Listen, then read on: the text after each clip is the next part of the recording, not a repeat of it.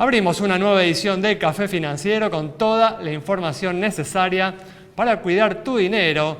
Hoy Juan Pablo Pizeta nos va a hablar de la renovación por 6 meses de Ahora 12, este programa que nos permite realizar compras en cuotas a tasas muy convenientes con la tarjeta de crédito. Patricia Canatelli nos va a brindar información sobre seguros de vida con ahorro, una herramienta que brinda protección a las familias y también permite acumular un ahorro para el cumplimiento de algún objetivo. Alejandro Bianchi va a repasar lo sucedido en los mercados de capitales y en el último bloque vamos a conversar con el economista Juan Luis Burr para analizar los hechos más destacados en materia económica de estos últimos días.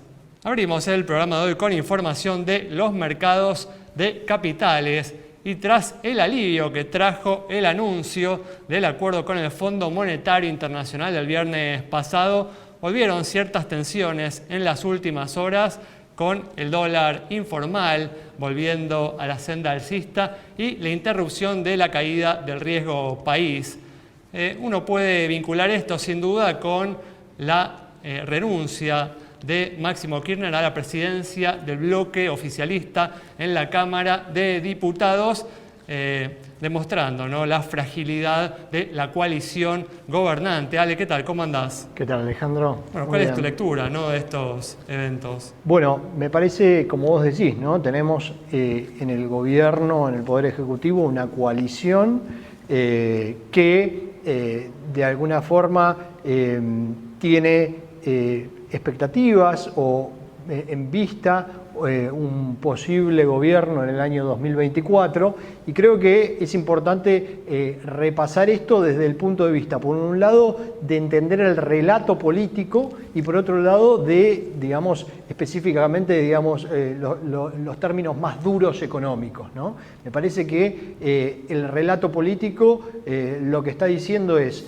que digamos, una facción de esta coalición que está encabezada por la Cámpora le habla a su electorado y se planta de alguna forma separada o opuesta a este acuerdo con el Fondo Monetario Internacional, pero también me parece a sabiendas de que es necesario el acuerdo, ¿no? Entonces, de alguna forma me parece que es como un relato de policía bueno, policía malo, ¿no? Parece, para hablarle un poco a sus votantes y contener un poco la pérdida de votantes, al mismo tiempo que desde el punto de vista, digamos, de los datos duros económicos, si uno mira la evolución del dólar, el dólar cayó, el dólar informal, el dólar MEP, sí, cayó desde que se anunció el fondo casi 10 pesos y en el día de hoy ya el reemplazante de Máximo como presidente, digamos, del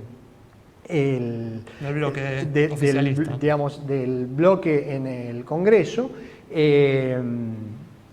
confirmó de que no tendrían problemas en aprobar el acuerdo con el fondo. Al mismo tiempo que también Juntos por el Cambio se mostró predispuesto, digamos, a dialogar y a aceptar este acuerdo. Entonces, me parece que de alguna forma las distintas facciones del poder, inclusive la Cámpora, me parece, entienden esto, solo que de alguna manera se plantean o se perfilan desde la retórica para lo que puede llegar a venir más adelante, ¿no? Pero bueno, los precios de los bonos argentinos muestran, ¿no?, que los inversores siguen teniendo muchas dudas sobre el efecto, ¿no?, que va a tener este acuerdo y que si finalmente además incluso, bueno, hay dudas de que una vez que se firme se cumpla, ¿no?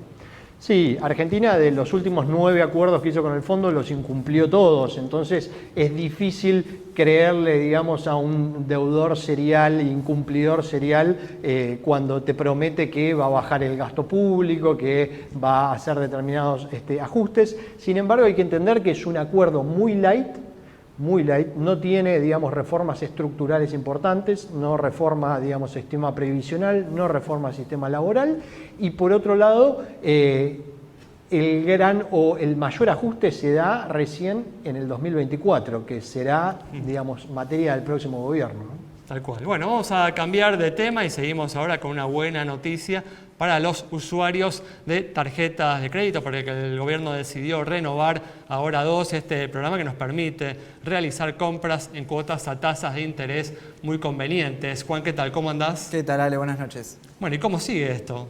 Bueno, este martes se conoció la prórroga del acuerdo del programa Ahora 12 hasta junio del 2022 por 6 meses, con la capacidad de prorrogarse, ¿no?, por un nuevo periodo durante este año. Y como decías, es una buena noticia, una buena opción para el mercado minorista, porque bueno, son tasas fijas y subsidiadas que, si uno los compara con la inflación, bueno, termina siendo conveniente para el bolsillo del consumidor. ¿Cuáles son las grandes O con las tasas de interés libres, ¿no? También. Claro, exacto. ¿Y cuál es la gran novedad de esta prórroga? Bueno, se dio de baja el Ahora 30, que había sido una incorporación del programa anterior, de la edición anterior, básicamente por baja demanda, ¿no? Se discontinuó. El segundo cambio importante, que tal vez es para algunos productos en particular, como anteojos, que se cambió el tope de 15.000 a 20.000 pesos de financiamiento, y motos de 250.000 a 300.000 pesos, pero bueno, son dos productos que tienen que ver con, bueno, de un importante interés para los consumidores. Y lo que sobre todo hay que ver en tercer lugar son, bueno, las tasas anuales, ¿no?, que van a empezar a regir durante estos 6 meses, de un 31% para las cuotas, los planes de cuota de 3, 6 y 12 cuotas, y del 36% la tasa anual para los planes de 18 y 24 cuotas.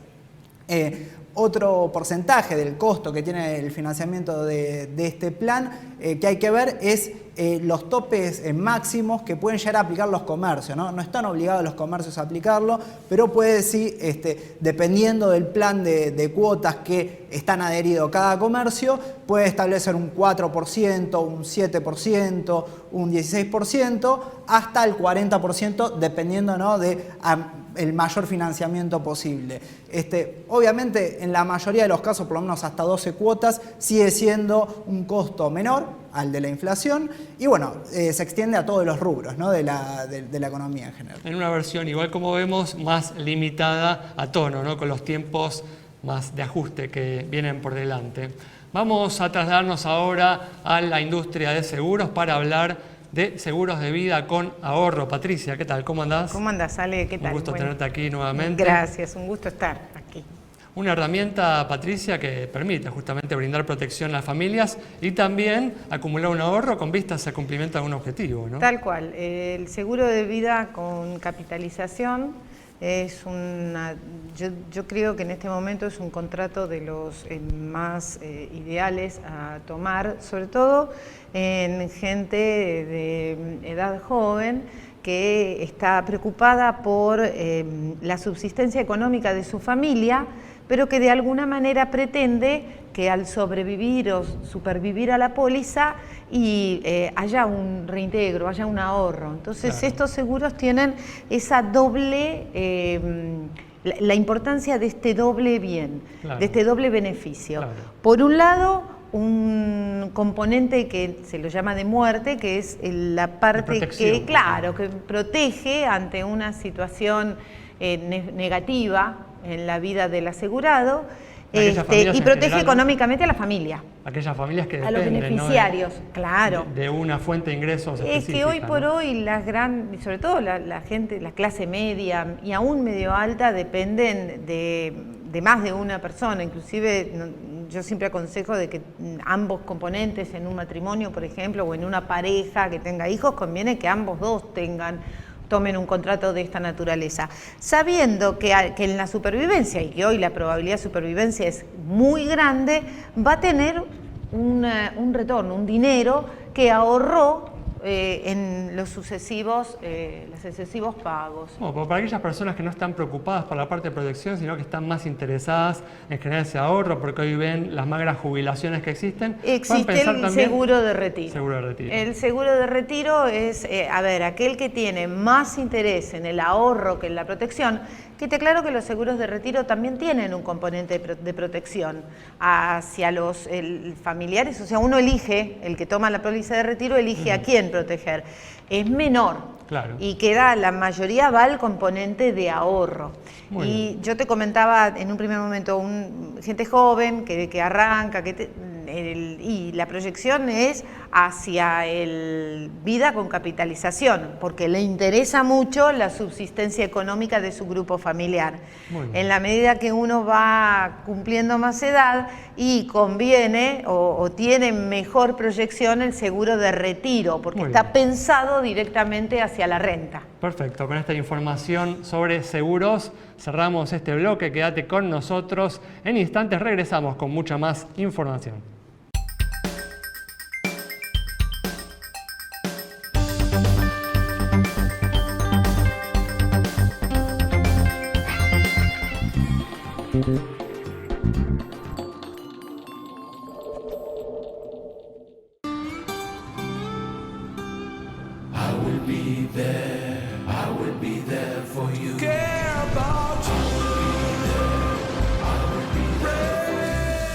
En Sancor Seguros estamos junto a vos en todo momento, acompañándote. Sancor Seguros, estamos.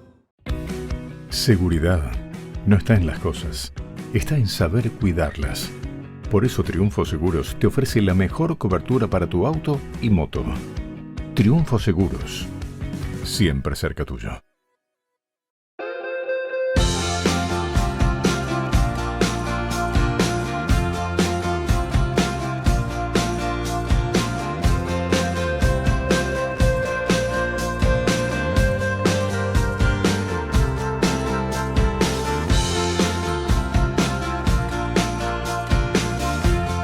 La Perseverancia Seguros. Desde 1905, tu compañía de confianza.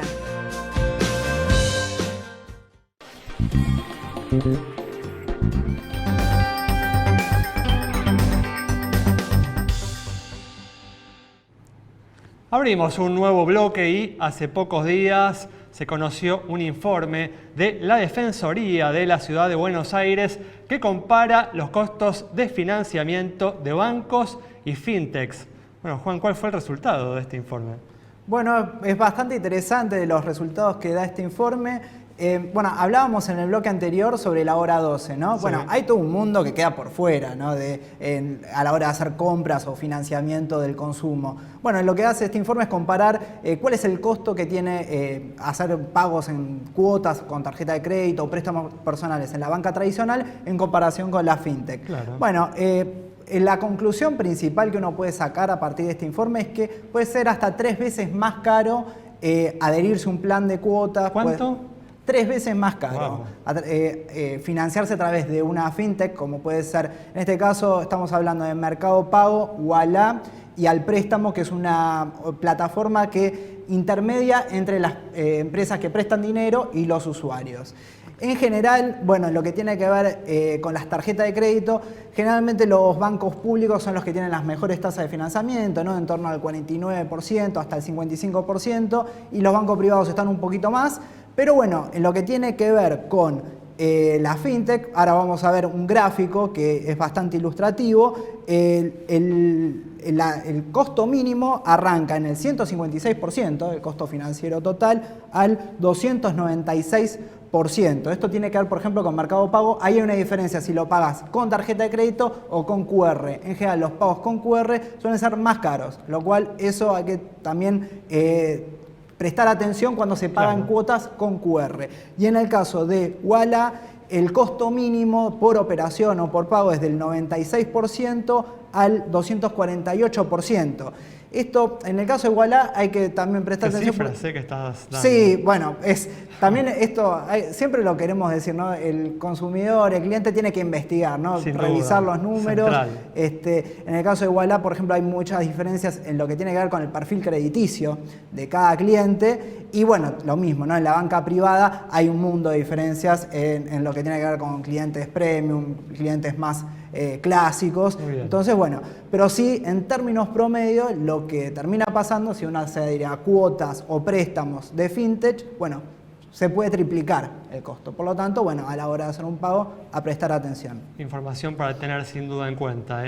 Bueno, vamos a cerrar el bloque ahora con información de los mercados de capitales internacionales. Y se fue nomás un enero muy adverso con los principales índices bursátiles norteamericanos cayendo, en particular el tecnológico, el Nasdaq, que perdió es cerca de un 10% a lo largo del mes. Sale notable, ¿no? Sí, como vos decís, el Nasdaq llegó a tocar 4.222 puntos durante el mes, casi en las últimas ruedas, lo que implica un recorte desde los máximos históricos, hay que tener en cuenta eso también, de todos los tiempos, ¿no?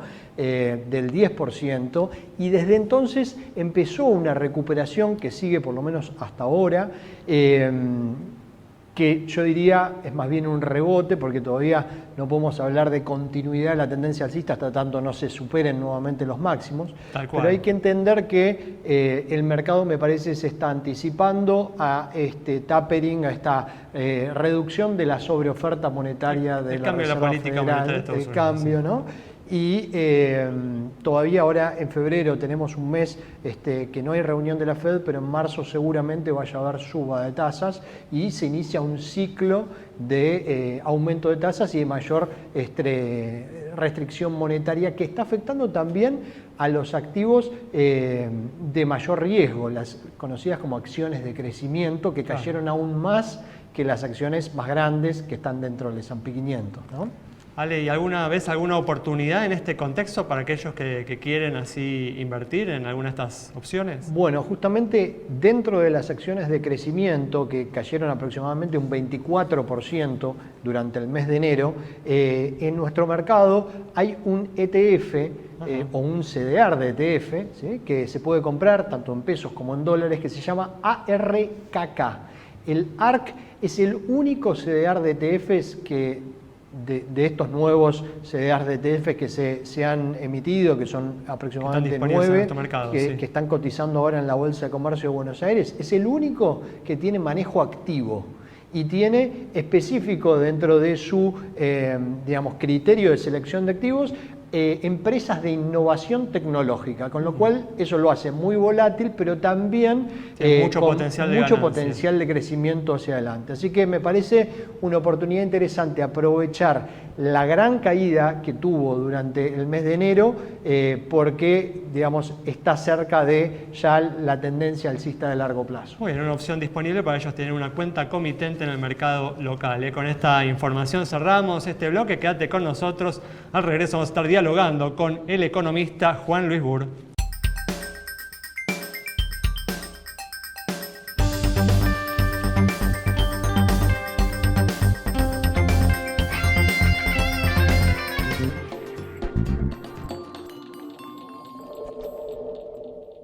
El celular es mi herramienta de trabajo y es una fuente inagotable de información. Yo lo protejo con Segurosel, de Rus Seguros. Asesórate con un productor o cotizá y contratá 100% online. Segurosel, de Rus Seguros. La nueva Cooperativa de Seguros le ofrece las mejores coberturas para usted y su familia. Contáctese al 0800-333-4455. La nueva, honestidad para asegurar, solvencia para responder. ¿Te chocaron y no fue tu culpa? No te preocupes, llegó Autoreclamo. Ingresá hoy mismo en www.autoreclamo.com.ar y nosotros lo resolvemos por vos. Vení a Santiago del Estero, disfrutá del spa termal más grande de Latinoamérica. Conocé el estadio más moderno de Sudamérica. Y en abril de 2022, vibrá con la adrenalina del MotoGP. Santiago te espera. Termas es vida.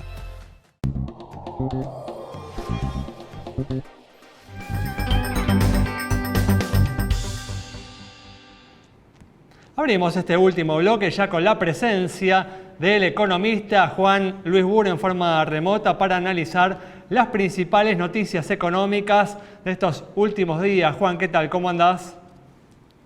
Muy bien, ¿qué tal? ¿Cómo estás? Un placer estar nuevamente con ustedes, che. Bueno, gracias por atendernos, Juan. Por favor.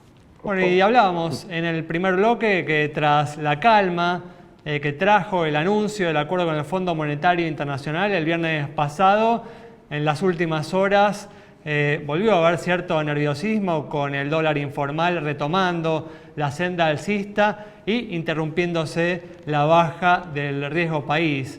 Atribuíamos, ¿no?, en el primer bloque este retorno de cierto nerviosismo a las diferencias, ¿no?, que se hicieron públicas en el oficialismo en relación, ¿no?, al acuerdo con el organismo. No sé cuál es tu visión, ¿coincidís con esta lectura? Sí, correcto. Lo que todavía no tenemos es el memorando de entendimiento, es decir, las cuestiones básicas que se van a acordar. Tenemos algunas ideas vagas, o sea, se habló se especificó un déficit de 2,5% del PBI para este año, que cae el año que viene, y nuevamente en el 2024 para llegar a un déficit cero más adelante. Estamos hablando de déficit primario, y aparentemente no es una diferencia muy grande respecto del déficit que tuvimos el año pasado, pero en realidad sí lo es, porque el año pasado tuvimos una primera parte del año con déficit más bajo y una segunda parte con un déficit bastante elevado, de modo tal que, bien medido, el déficit del año pasado cerró con una proyección por arriba del 4%, de modo que pasar de 4 a 2,5 es un esfuerzo importante que va a requerir un ajuste, por lo menos en materia tarifaria, considerable. Todo eso tiene que ser pasado por la coalición, todo eso tiene que ser aprobado por la coalición, amén de las pautas monetarias que se han establecido de menor financiamiento monetario al déficit. Son todos elementos que van a poner mucha tensión en la coalición gobernante, y seguramente se va a querer que finalmente lo apruebe la oposición, o sea, una parte de la coalición gobernante y la oposición. Todo eso va a darnos mucha tensión en el mercado, yo diría, por lo menos durante el resto de febrero y buena parte de marzo. Así que no me extraña la volatilidad que estamos viendo en los mercados. Hay que destacar, Juan, también el compromiso, ¿no?, incluido en el acuerdo, de continuar con el ajuste fiscal en un año electoral como el año que viene, no con elecciones presidenciales. Sí, bueno, vos lo señalás, es un punto adicional a tener en cuenta. Hay que recordar cómo fue el año pasado. El año pasado hubo una primera parte con algo más de ajuste y una segunda parte donde el ajuste estuvo solamente a cargo de la inflación. Es decir, hubo un fuerte impulso del gasto público y además un fuerte impulso de la financiación monetaria, del déficit. Todo eso nos queda como una herencia ahora en el 2022, que es muy difícil de corregir, y además de eso se espera que se corrija adicionalmente en el 2023. Todo eso es necesario. A ver, sin esas correcciones Argentina no va a ningún lado, pero bueno, ese acuerdo debe ser firmado, y la tensión que vos ves en los mercados es la tensión que se produce porque uno sospecha que una parte de la coalición no quiere firmar absolutamente nada de esto. Tu expectativa igual es que finalmente el acuerdo se va a firmar y va a ser aprobado por el Congreso Nacional, ¿no? Esa es la expectativa que nosotros tenemos, porque de otra forma tendríamos que hablar de otro escenario. Nosotros pensamos que hay mucho para ganar de tener un acuerdo, mucho para ganar inclusive para la coalición gobernante, porque podría llegar a tener un escenario al menos un poco más estable que el que se nos presenta hoy en día. Y eso debería ser un aliciente, un incentivo muy importante. La alternativa de no tener acuerdo no debería ser parte considerada, salvo en las cuestiones políticas que se pelean unos con otros. Pero vos no vas a amenazar al Fondo Monetario con un no acuerdo, porque el problema no es del fondo, el problema es de la Argentina. Por lo tanto, tiene que haber acuerdo, tiene que ser presentado y aprobado por el Congreso, en primer lugar por la coalición gobernante y luego por la oposición, uno esperaría. O lo mencionaste vos y se coincide en general en que es un acuerdo light, ¿no? Un acuerdo bastante suave dentro de lo que podría haber habido, ¿no? ¿Sirve este acuerdo? Por lo que vos decís, sí, ¿no? O sea, genera cierta estabilización, pero bueno, ¿cuáles son las contras, ¿no?, de que sea un acuerdo menos riguroso? Bueno, es un acuerdo que en primer lugar te da 4 años y medio de gracia para pagar las deudas. Eso es una barbaridad, eso es mucho, es fantástico, pero esos 4 años y medio de plazo para pagar deberían ser utilizados para invertirlos no en consumir, digamos, no tanto en disfrutar, sino invertir para generar condiciones de estabilización y de crecimiento más permanentes de la economía argentina. La situación de que te den un espacio y que no te exijan absolutamente nada de reformas en materia laboral, previsional, tributaria, etcétera, eso es preocupante porque Argentina tiene que revisar buena parte de sus instituciones básicas de la economía.